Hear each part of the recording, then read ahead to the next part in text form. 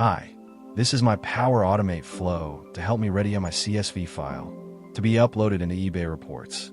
My workflow looks like this. After taking photos of my items, I name them. Names look like this. The title followed by a smart code.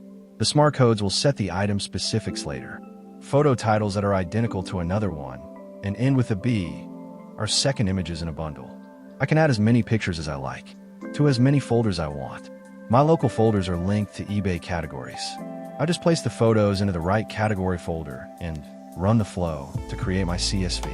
Once the right folder is selected, I start the flow.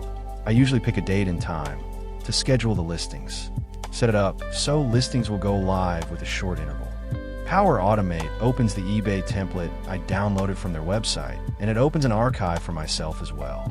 The folder where the file is located is filled in and is automatically translated into an eBay category and a shop ID. As you can see, the price, date, time, and description are also filled in automatically. Now it's time to relax and wait. I usually drink my cup of coffee here.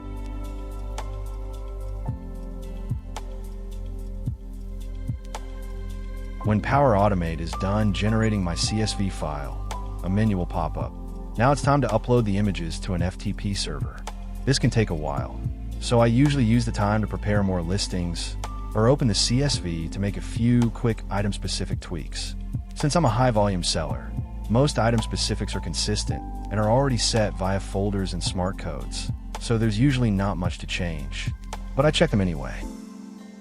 When everything's okay, I open eBay reports to upload my CSV file.